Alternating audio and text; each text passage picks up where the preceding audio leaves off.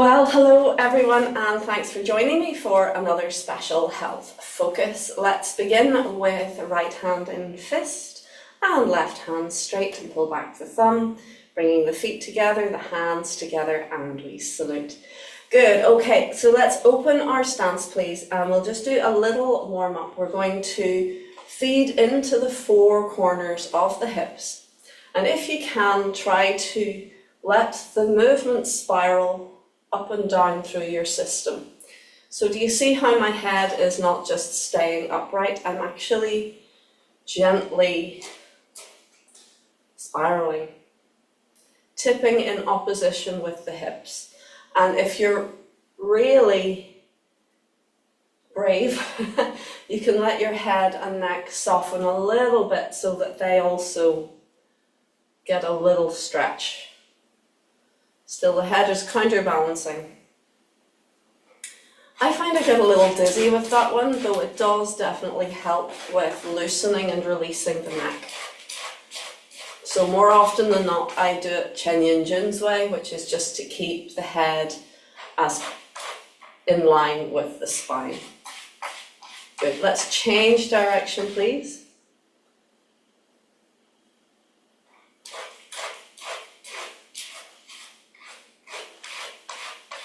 Apologies, we've got a digging animal in the background.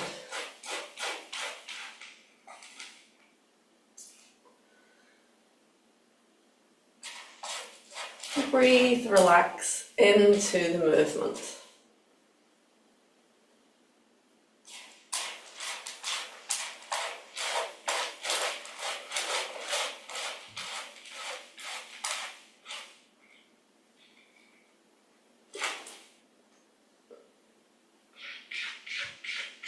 Hey, hey, hey. Everything's getting scratched.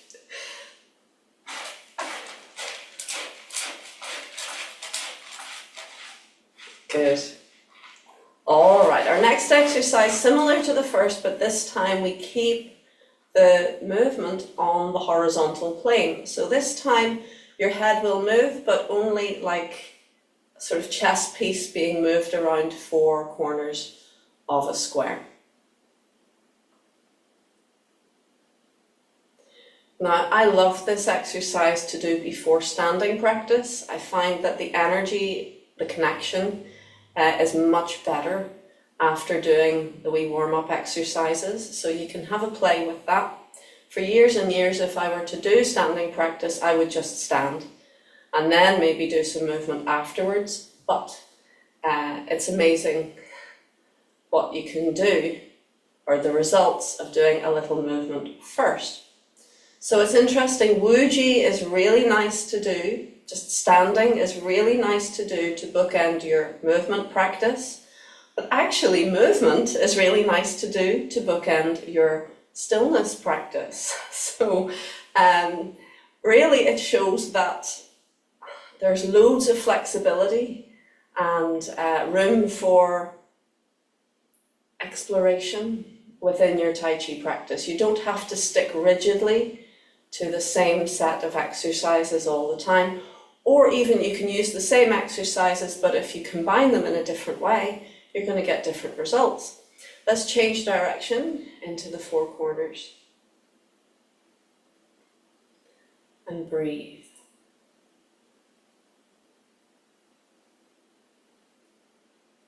As you do this exercise, you can feel down into your feet and notice how the movement of center is connecting and stimulating the feet. It will help you, if you do that, it will help you to make sure that you're not over rotating, that you're not going beyond the scope of your feet. But it is actually a center movement. The focus should be on center. So you can use it to connect with your feet, but once you've done that, return to your center and be aware of the flow, of the movement, of the relaxation. Make sure you're letting go as you do the movement.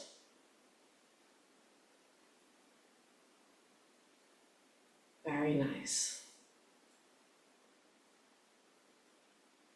So these exercises are fantastic for helping the the hips, but also everything connecting between the hips and the legs.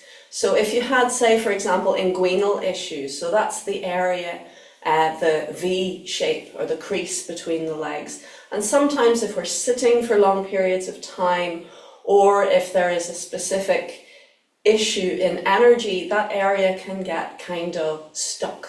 It can feel very uncomfortable.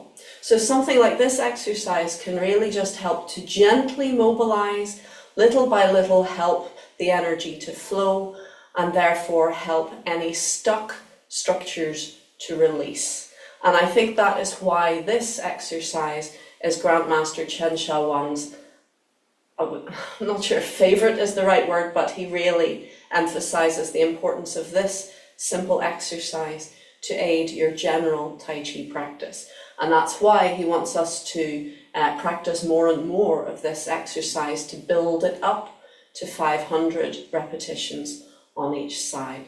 So let's come back into the center and ease out of the stance. It really is, for such a simple exercise, it ticks so many boxes. It's mobilizing, it's releasing, it's strengthening, it helps the energy to flow, it helps the spine to function more easily, especially the base of the spine. It's helping everything to loosen so that the central nervous system can flow more easily. And of course, it is enriching, it's drawing the energy in to the area of focus. So that means the dandian, so the lower energy center. And let's think what all is down there. Well, you have reproductive organs, you have obviously your hips, the actual physical structures, you have those muscles, you have the large intestine, you have some of the small intestines, you have a great deal of stuff. You've got McBurney's point, you've got the pancreas is in there somewhere. You have a lot of really important organs that will benefit from drawing energy into this area. Not to mention the kidneys, which sit on the top of the energy ball that we can call the dandian. And so the kidneys are being enriched, and helping that movement helps them to get a flow of energy through them, which helps support their function and helps to build a reservoir of energy within the kidneys. So I can't recommend that exercise enough. Let's move on to a little bit of movement for the ankles. Funny, one year my teacher noticed a shift, a change in Grandmaster Chen's work, in his practice. Let's gently circle. And she thought she would mention it. And when she said, "Oh, Master Chen, I can see something has changed," he got really excited and he says, "Oh, can you see it? I can feel it too." And he put it down to that exercise. Change direction, please. And I'm not sure that what she saw was the same thing that he was all excited about. She just saw a little something, but he was very excited and he put it down to that exercise. So isn't it lovely that people who have mastered the art, who are spending 8 hours a day since childhood, shake out please, are still enthusiastic about breakthroughs in their own practice. Let's change please. I think that to me is what makes a master. Someone who doesn't just go, "I have arrived," but is like, "Yeah, I'm getting there." I'm still working at it. That to me is the sign of, because anyone looking at them, you'll go, "They've got it, there's nothing more to be done." But there's always something, there's always some little breakthrough, something to strive for. Let's change, please. Of course, they're all set. The masters and the grandmasters, they've got Tai Chi in the bag, but it's still a living art for them. They're not just going through the motions. And why would you? If you felt that you were really, on top of the heap, and you had plumbed every depth, what would there be left? But within the very depths, there is always something more to be gained, something to aspire to strive for, or to just see unfold, and I think that's lovely. And for us, you know, we're I guess even though you might have been doing it like me for most of your adult life, there's so much more that can be learned. So let's open our stance a little bit wider, please, if you can comfortably. And we're going to sit down a little bit. And now we're doing this funny little ripple action. So notice it's not just moving like this in a square. It's not the same thing that we just did, but bigger. Instead, we think of circling one hip and the other, it's kind of doing that, but on the horizontal. See what I mean? So you circle one hip and the other just plays catch up. Or if you look at this movement, I think it's very similar to that, but on the horizontal. Yeah, so there's a little wave or ripple effect. I think the way to do this exercise, because I've been working on it for many years, the way to do it is to just relax and let it flow. Rather than try to control it, just move with it. But also try to keep the whole body as one unit connected, as opposed to just doing the hips like this, which was my last attempt. And then actually my husband pointed out, but we're meant to keep the body and the hips as one unit. I'm like, yeah, that's right. So, and that is, if you look at the master, that's what it looks like. So breathe and let the ripple roll through your hips. Good, let's change direction. And the way I instigate it, and the way I was taught it, is to just concentrate really on one hip's movement. So one hip is going out, forwards, in and back, and then notice how that affects everything else. So eventually you're focusing on everything, but you're starting it off with the movement within one hip. And you do, like all of our exercises, you just do what you can comfortably. So this is quite intense if you've had a hip replacement. I think this would be excellent for you, but you just do a few and see how you feel. And then if it went okay, you can next time do a few more. Up you come, please. So we're never just bombarding our system with an exercise because it's good for me.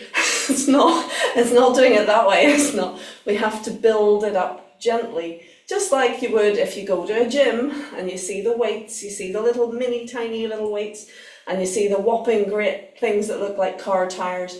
You start with the small ones. You don't go straight to these ones. Same in any practice. Start gently, start doable, and very gently build up the ability. Okay, so let's do a little stretch. We're going to kick it out and step it down. Now the kick is designed to give you the correct width and alignment. If you kick, you're not going to then step wide. So actually this stance is quite narrow compared to what we often do in Tai Chi. So you'll feel a little bit of a challenge maybe in your left and right balance. So I want you to breathe and relax down through your body. And by doing that, you lower your center of gravity because your energy sinks, and then it makes it easier to balance. Good, so let's feed the weight back, glide down to just above the knee, lengthen the spine. Good. So we're just encouraging the knee to stay straight. We're keeping the back straight. And now release and pull those toes back. And if you can take hold of the toes and pull them back while keeping the legs straight-ish with the other hand. Good. Relax the foot down. Feed the weight forwards and up you come. And then we do the same after a little break. You can breathe and relax. Okay, now we'll do the other side.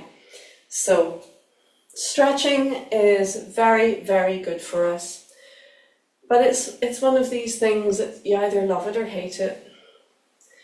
Funny, I love some stretches, others not so much. This one I've always found quite... I can do it, but it's kind of like asking a child to eat broccoli. You know, I'm like, okay, I'll do that then. It's not one that I run towards. Feed the weight back, but it's probably because I need it. So we keep the leg gently straight. Keep the spine straight. And what I've noticed helps me a lot is to make sure that the leg at the back, the knee doesn't want to bow outwards. Let it roll in, if anything, ever so slightly. And that will actually help your stability. Good, release and pull the toes back. Take hold, if you can. If you can't take hold, no problem, you can just keep your hands to your knee. Good, relax the foot down and up you come. Lovely. And just ease again out of your stance. Move around, breathe. Notice how you feel. Okay, so let's do a little bit of shaking. Now, I don't know if you've heard of a therapy called TRE. It's called trauma release exercise, and it's based around shaking as a way to release trauma. So whatever the system has gone through, actually it's a natural response. So you'll notice if someone has gone through a massive trauma, for example, I don't know, there was a fire and they got pulled out of the fire, you'll see them kind of shaking. And often people do that, don't they? If you notice that, if someone has had a bit of a time of it, they might go through a bit of a shake, and often folks show great concern and go, oh, you're shaking. Actually, if the system naturally goes into a shake, it is helping to reset the nervous system.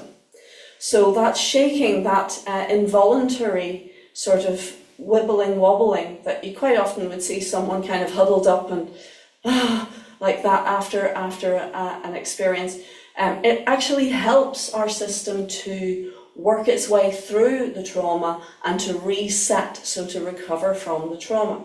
So TRE is a whole other exercise thing, but it's fascinating. But again, the emphasis is on healing through shaking. And actually, there's a lot of Qi Gong shaking exercises. And I have a feeling that somewhere along the line, someone realized that actually, yes, shaking can really help reset the nervous system. In fact, I wonder if the likes of Parkinson's, for example, the body realizes that the nervous system is out of whack, and so it sends the person into a bunch of tremors in order to try to reset the nervous system. Now, maybe it could get stuck in that tremoring, so it's tremoring a lot, but I have a theory. It's just my theory, goodness knows if I'm right. But anyway, so we're going to do a little bit of shaking now to help to reset the nervous system. In other words, to help us relax and release any historical tension, but also is generally helping the muscles to relax and therefore helping energy to flow. So we're going to lengthen up, please, through the top of the head, the chin slightly down and back. We're going to take a deep breath, lengthen the spine, and breathing out, over to one side. Now we're going to combine two movements. The first movement is this kind of swinging action.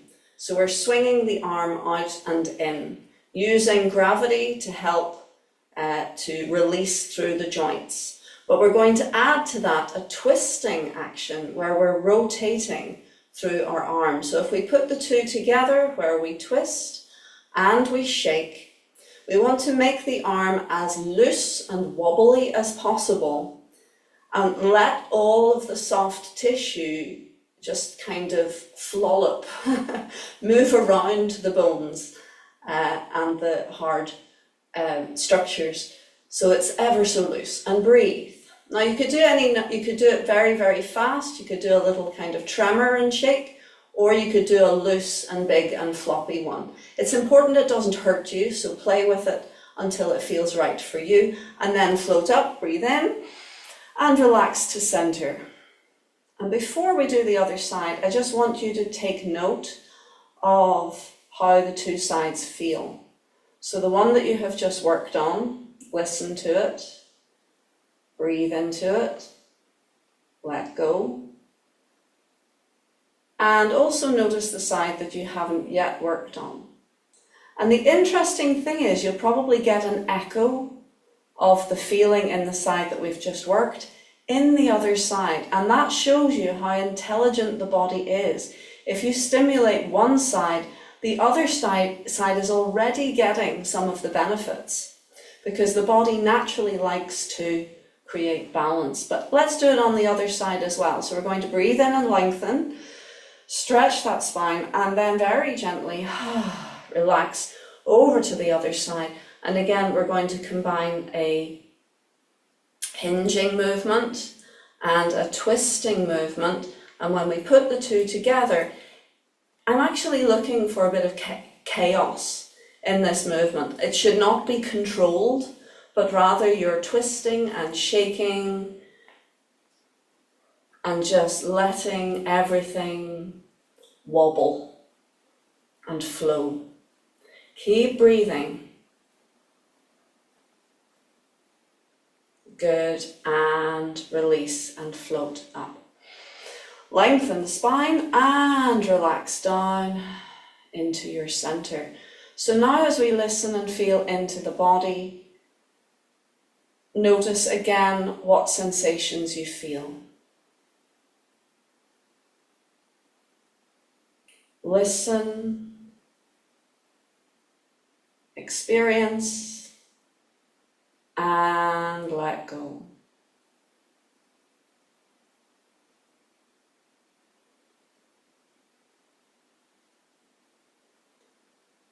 Oh, very good. What I get after that is that feeling of stillness. Isn't that interesting? By actually shaking a whole bunch out of control, when the shaking is over, there's that deep feeling of stillness. Actually, my tinnitus kicks off, but to me that's lovely, because it only ever comes into my awareness when I'm really still and quiet in myself. So the tinnitus is actually, you have arrived in stillness, well done.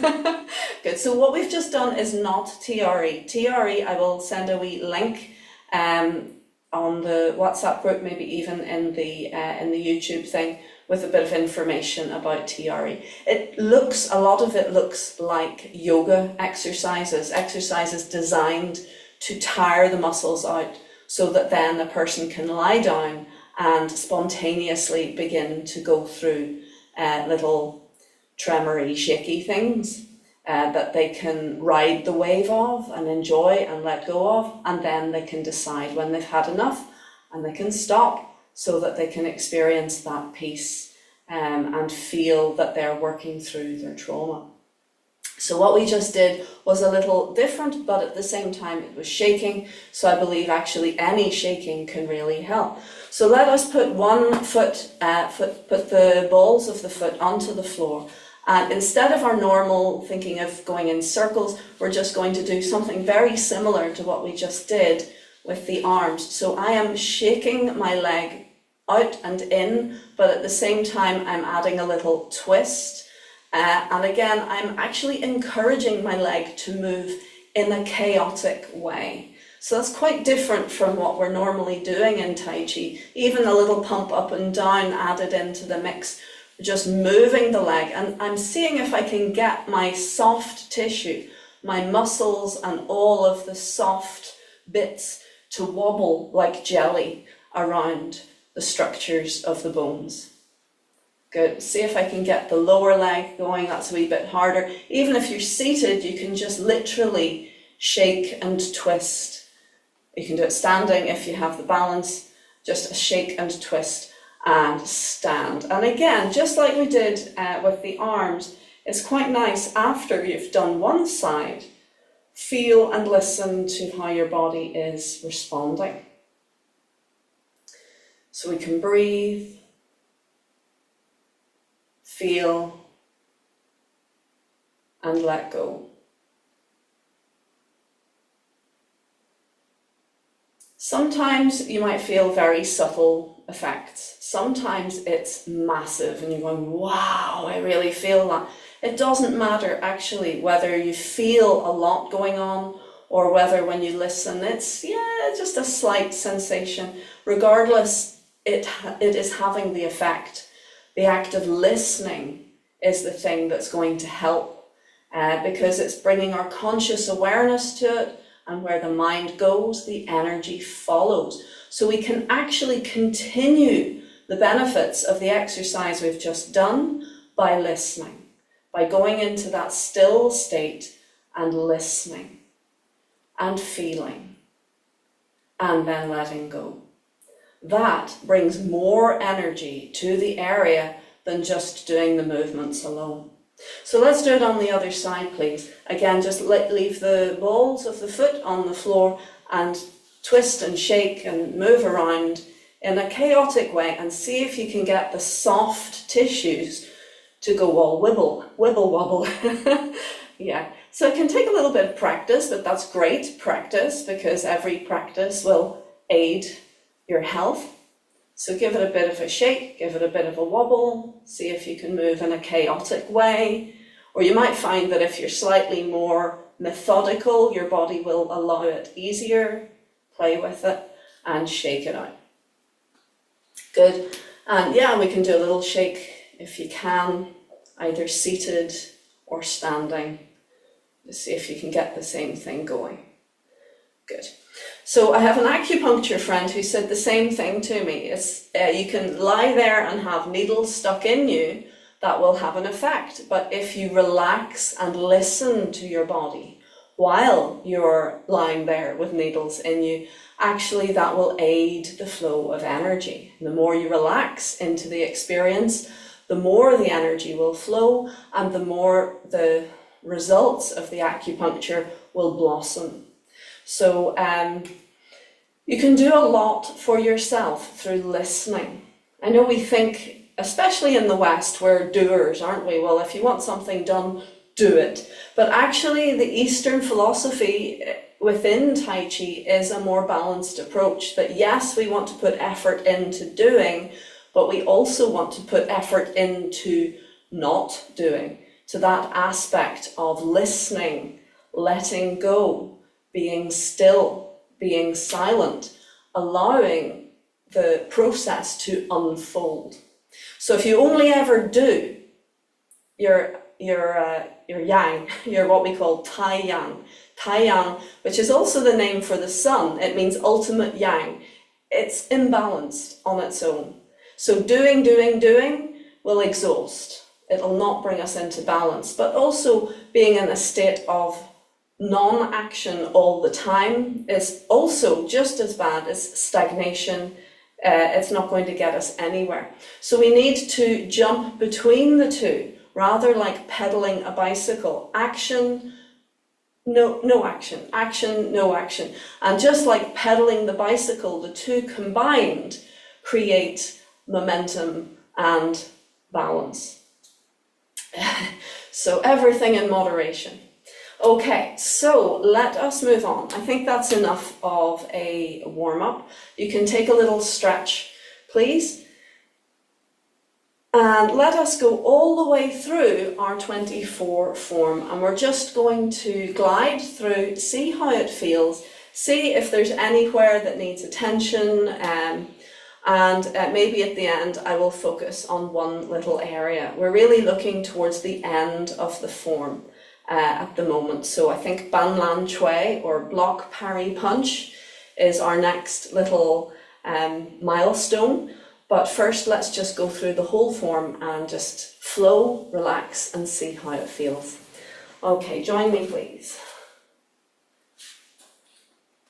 You can adapt as needed to the size and space of your room. Ready? Check posture.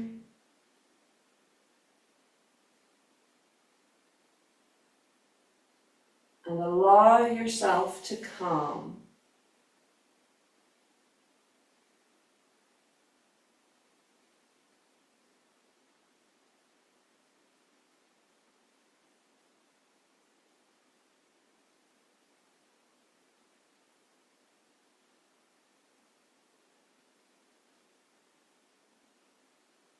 listen behind.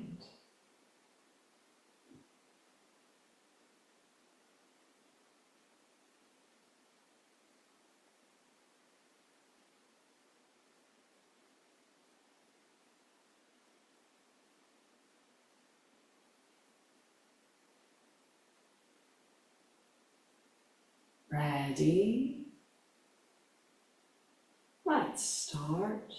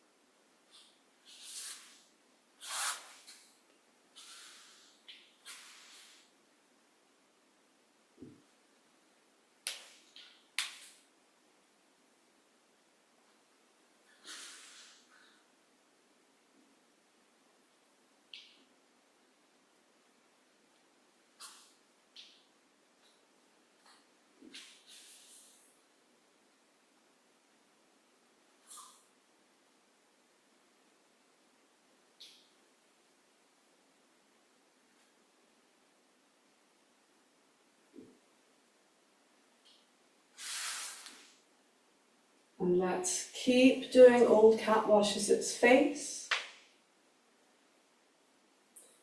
And step back.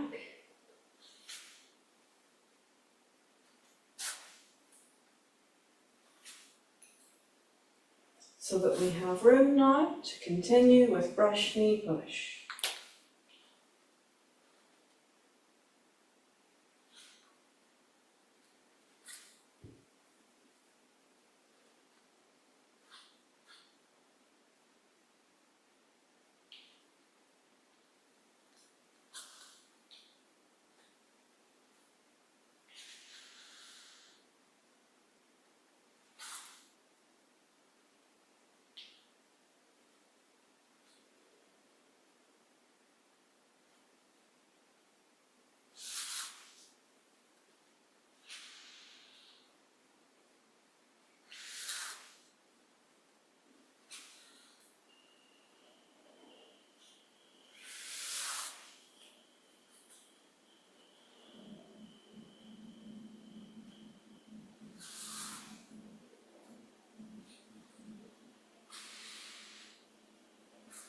I'm going to come in so that you can see. Grasping bird's tail.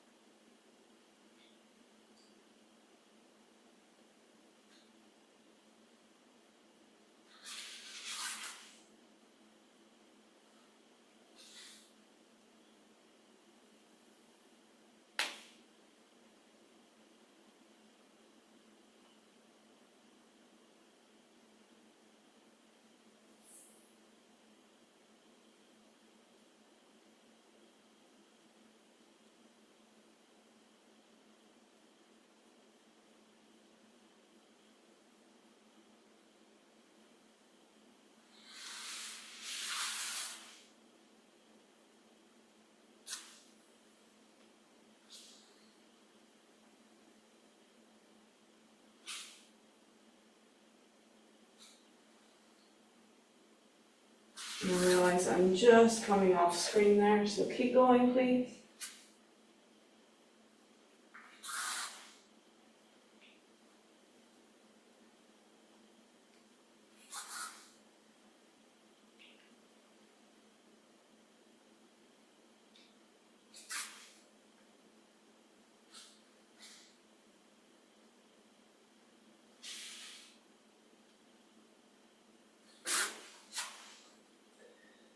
High pat on horse.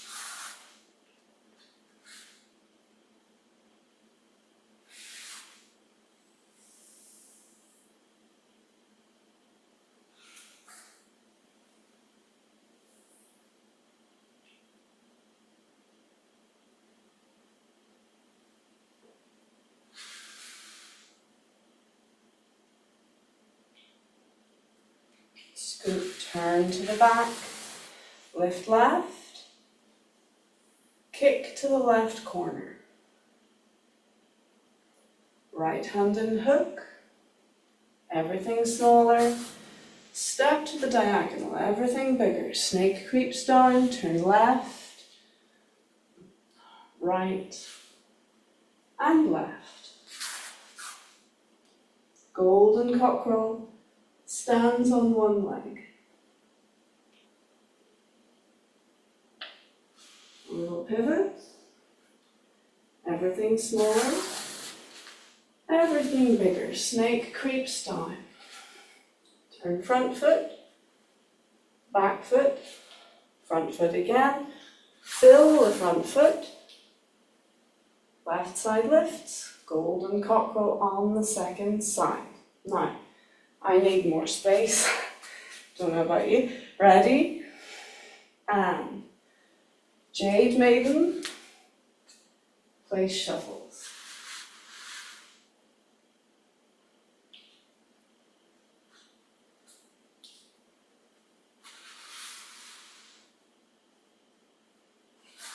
Needle to sea bottom.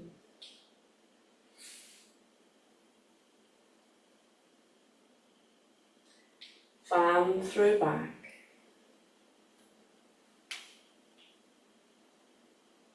Block parry punch. So we turn to the back, raise the arms, take the weight left, right side in.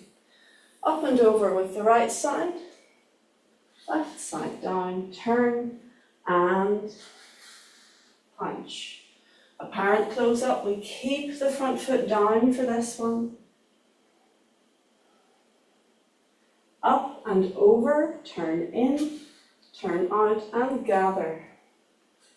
Right toes in, right foot in. Palms down, fill right, close left, release. Relax into the floor. Good. Okay. So, any questions on any of the form, or is there any part that you would like to look at in particular? You can say no if you like. I'm going to have a sip of water. Cheers.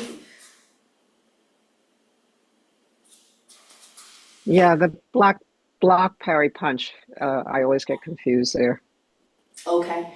Yeah, it's quite a densely packed little sequence, and the change of direction is not easy for anyone, because it's not just, if we could just face one direction and do it, I think that would be easy. But let's have a little breakdown of that. Excuse me a sec. The good news is with Banlan Shui, a block parry punch, you can do it as almost like a silk reeling or mini set in itself. So you can literally, if you just watch for a second, you can go from fan through back, and you can go through the sequence.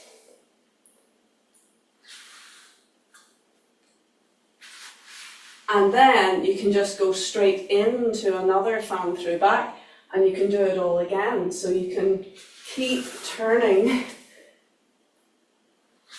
infinitum if you want, which is quite nice once you get to grips with it. Though I find often if people are struggling with the orientation of it, then to flip it, so to speak, doing it back, even though you're doing the same movement, that can actually be a challenge too far. So we can just do it on one side. But you see, I'm just doing that in repetition. I am doing it all on the same side, so to speak. I'm using the same legs, the same arms. I'm not mirroring it, I'm not reversing it. I'm just doing it again and again. So you can do that, which is quite nice if you're wanting to do multiple reps, which, let's face it, is the sort of essence of our Tai Chi training, is to repeat, repeat, repeat. So rather than doing it once and stopping and turning around and getting ready and doing it again, that is quite a nice thing that you can do. But I think it's really that repeat exercise only comes into its own when you have a fair idea what you're doing. So let's take a look at the legs. And I think for the, I'm going to take a risk here. I think for the purposes of learning it, I'm going to flip the room. So we're doing the same movement, but it's like doing the second half of that. So in the form, we do this. We start facing our right-hand side of the room, and we face the back as we bring the right side in, up and over, and then step to the left side of the room and turn and step through and punch. But for the purposes of learning it in the screen, if we did it like that, you'd have your back to me most of the time. So we're turning the room around. So now this wall behind me, that is your back, okay? So see if you can wrap your head around this. So do the same as me, please. We're going to stand on our left. Let's just do the leg work first. So we're stepping to the left with the left foot. So we're starting in that funny hybrid position. We're not starting in bow stance. The hips are not square. We're actually open to the corner again. That's your fan through back position. We're just worrying about the legs for now, just doing the legs. So we start there. We're going to feed the weight back into the back leg and turn to face. This is your back wall. Yeah, turn to face. Actually, it's turning to face me. So you're pigeon-toed just for a second. You feed your weight into your left foot and release and bring your right foot in. So now you're in ding stance or T-shaped position, which is basically empty stance but the foot underneath you rather than extending forwards. Now we're going to lift the right leg, and as we do, we turn in the hip 90 degrees and step down onto the heel. So don't worry too much about width at this stage, because you're turning, you just step to the wall, okay? And now you're going to screw into your front leg, pushing off your back foot. Yeah, so it's lifting off the back foot heel and screwing into the front foot, bringing your weight into the front foot, and finally coming through center and step with some width now and punch. This is the punch. You push your back heel back. And that's it. That's the leg work. So let's do it with less explanation and more flow. So we start with the left foot forwards. Relax. Sorry, it's not bow stance. It's open to the side a little bit. Open to the corner. Ready? And turn in. Shift the weight. Step in. Up and over. Step. Screw into the front foot. Step through.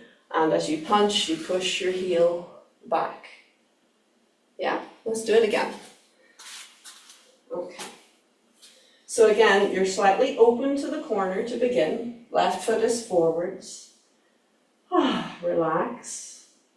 Feed the weight back, turn in. Feed into left, step in. Up and over, step. Screw into the front foot. Step through center and heel pushes back to punch. Very good.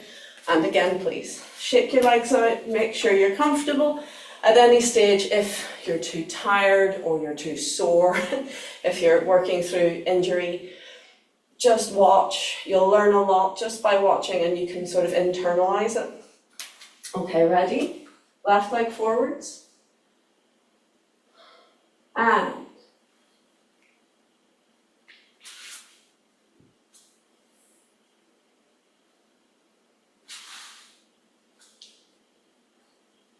push the heel back. Again.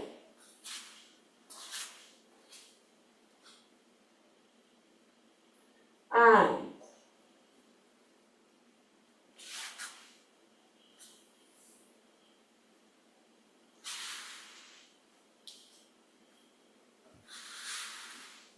good, last time. quite far away. Let's see if I can get a bit closer. Okay, ready? And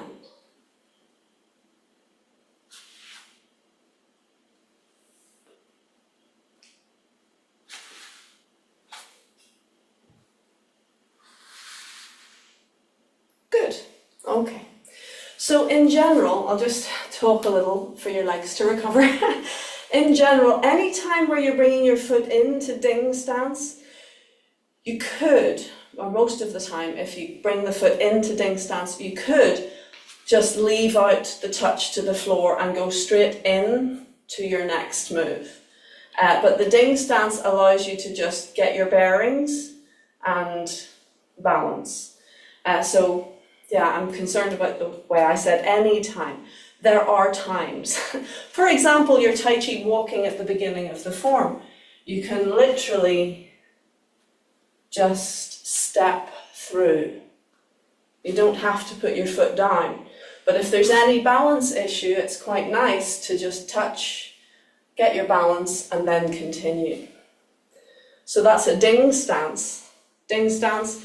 The ding is like a T shape with a dot, so we call it the T-shaped position, but it's really about the dot. That's the dot, the toe just touching the floor, and that helps you to root and to feel secure. Even though you don't have your weight on the toe, you can still use it to help to calibrate if you need to. So you can do that movement without touching. For example, here, turn in, and step. I think it's quite nice to just dot the floor anyway, because it has a nice kind of, I'm touching base, I'm just, connecting and moving on. So let's have a quick look at the arms that go with it. And as I say, quick look, there's a lot going on. Okay, so we start in the fan through back position. Left hand is directly above the left toe, and you're looking past your middle finger, so it's about the level of your nose. Your right hand should be in line with your back foot, but diagonally in line, so you can still see your hand as you look forwards with your peripheral vision. So if you wiggle your fingers, you should be able to see your hand. You're protecting your head in this position. So if the hand is too far back, it's useless. It needs to be a little bit in front. Now, as you feed the weight back and turn, both hands swing up and right hand swings down, gathering right foot. The right hand and foot now act as a unit. They come up together and unfold and come down together, whereas the left hand is just coming down with the movement of your body. Once we're there, if you see like so, that's the position. The left hand is in the sort of armchair position. Once you're there, we're going to turn the body, turn the center, and the arms pretty much stay where they are, but they rotate. As you turn your center, the arms rotate. So that means the fist is turning to face down, and your left palm is now turning to face the front with the fingers pointing forwards. And we step. As you step, we let the fist circle in past your waist and finally pushing the heel back as you're feeding the fist forwards. And your left hand is actually coming back a little bit, finally, to rest in the sort of bracing the wrist or forearm position.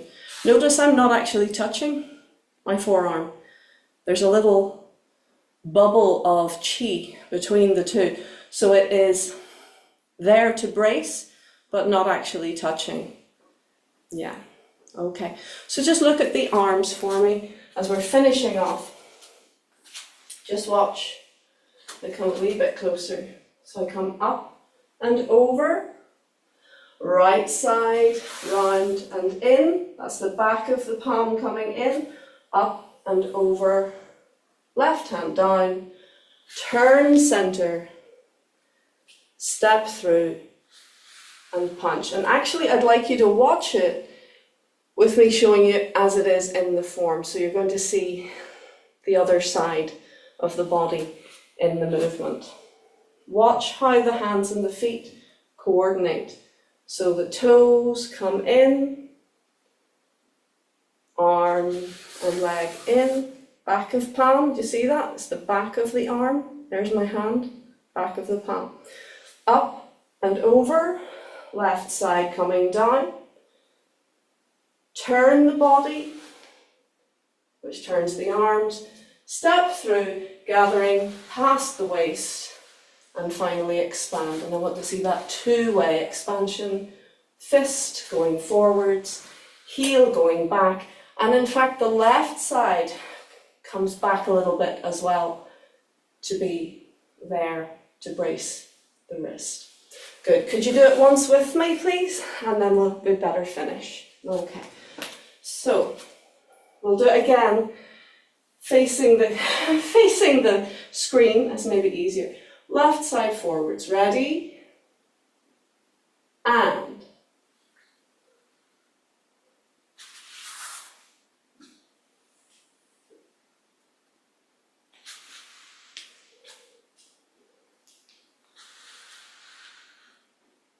good.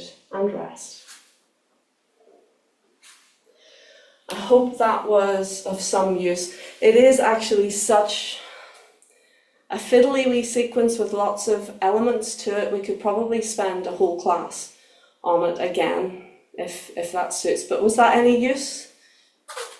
Yeah, great. Okay, lovely. A little bit, a little bit. Okay, well, we'll look at it again next week then, Pam, and see if we can make more sense of it. Let's just finish with a little turn, but even just, I'll share the video and even just watch the video a few times and see if you can see the work between the hands and the feet. The three harmonies really come into play and really help. So if there's concerns about changing direction, if there's concerns about what the hands are doing, notice the hands and feet work together. You know, so it's not a question of arm, leg, or leg, arm. It's arm and leg together. And the other arm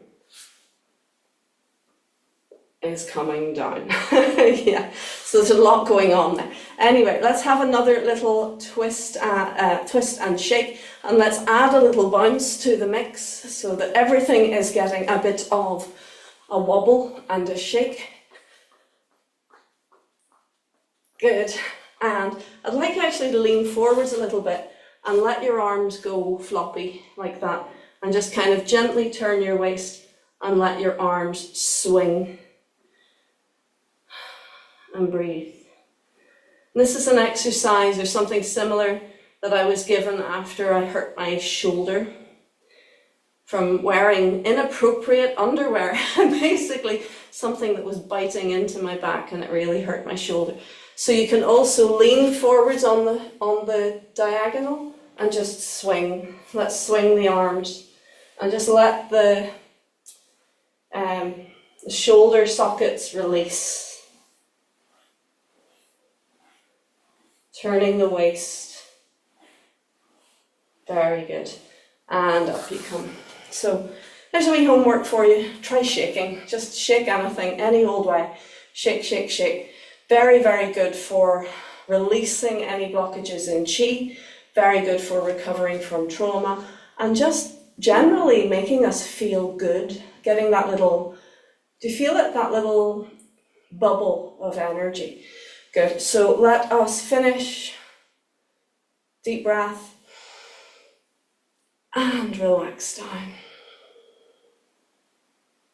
And again, deep breath.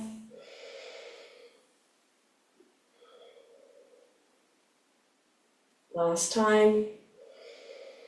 Hold your breath at the top. Press your fingers into the sky. Press your toes into the earth. Think of sealing in all that good energy. And breathing out. Guide your hands to cover center.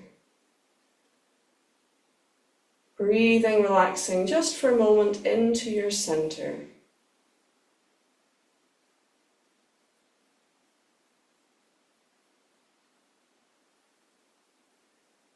Find that place of stillness.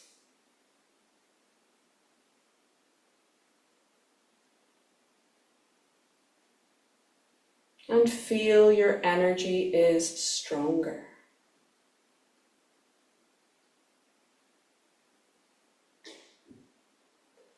Beautiful, well done. Relax down and salute. Thank you so much for joining me today. I hope you enjoyed your practice.